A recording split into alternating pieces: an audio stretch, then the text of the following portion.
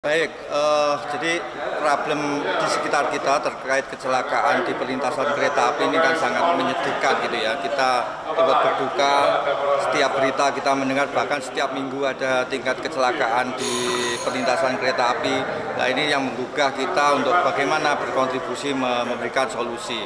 Nah, memang sudah banyak temuan-temuan yang sudah dilakukan ya, baik itu melewat law enforcement, kemudian peralatan-peralatan yang dipasang. Namun kami melihat ini belum melihat sistem secara keseluruhan. Kenapa? Karena kita harus di dalam menyelesaikan masalah itu harus melihat komponen-komponen apa saja yang terlibat. Nah, kalau di perlintasan pastinya kan ada pengendara di situ, kemudian petugas atau palang pintu kalau ada, perlintasan itu sendiri, dan juga kereta api dan masinisnya. Nah, inilah yang ingin kami kembangkan, bahwa di dalam menyelesaikan masalah tidak bisa hanya petugas atau perlintasan aja. Nah, sementara dari hasil survei juga kami lakukan, human error atau perilaku dari pengendara ini juga dominan menyebabkan tingkat kecelakaan. Misalnya tergesa-gesa karena ada kondangan ya, misalnya tidak tahu jalan, tiba-tiba belok ataupun penerangan pas agak gelap, kemudian wah ini ada perlintasan. Nah, inilah yang menimbulkan kecelakaan. Bahkan yang terakhir ada yang sakit vertigo, atau mungkin ada ya perilaku yang kurang pas, misalnya mabuk kayak gitu kan. Hal kayak gini harus menjadi bahan untuk input di dalam mengembangkan sistem lah, sehingga kami memunculkan peta namanya DAD. Peta itu akan bekerja seperti Google Map. Jadi teman-teman kalau pakai Google Map, masukkan destinasi, akan keluar alternatif jalurnya. Nah, di sini juga demikian, sama persis, cuma di situ akan diinformasikan kamu nanti akan melewati 2 perlintasan kereta api. Nah, oke, di awal sudah kita ajak untuk lebih aware. Ya, kita paham lintasan yang akan kita lalui itu ada perlintasan kereta api. Kemudian terus berjalan mendekati perlintasan kereta api itu terus dipantau, diingatkan gitu.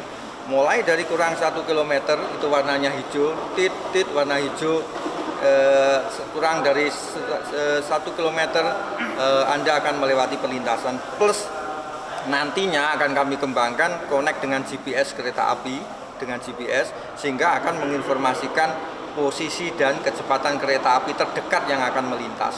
Sehingga kita akan tahu, oh ini nggak ada yang lintas, tapi tetap kita tingkat kita awareness-nya kita ajak itu ya, kita tingkatkan.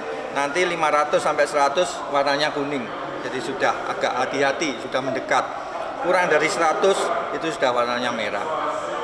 Riset awal itu kurang dari 50, tapi terlalu mendadak. Secara psikologi juga secara teknikal nggak siap lah badan kita itu, tubuh kita, sehingga kita rubah dari hasil penelitian 100 meter itu lebih baik untuk menampilkan yang zona merah. Jadi memang bip-bip secara teratur dan juga menginformasikan lokasi kereta api, sehingga benar-benar tingkat awareness itu terjaga. Nah, ini terbukti kami melakukan pengukuran dengan elektroencephalogram EEG.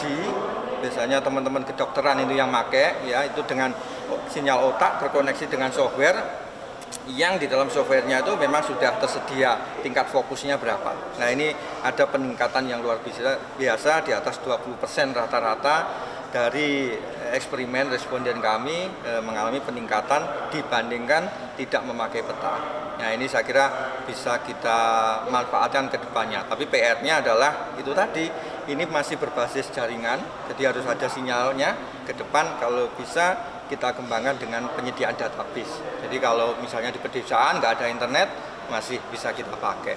Pak, itu kan baru tahap pertama Pak ya? Tahap yang kedua kan? Iya, ini adalah bagian dari early warning system secara keseluruhan. Ini adalah tahap pertama, membangun peta. Kita mulai dari pengendara itu sendiri. Ya, walaupun ini masih bagian yang pertama, tapi sudah alhamdulillah menjadi kandidat pemenang Business Innovation Center di BIC 2023. Ya, jadi kami berani untuk mengusulkan dan sudah masuk kandidat pemenang.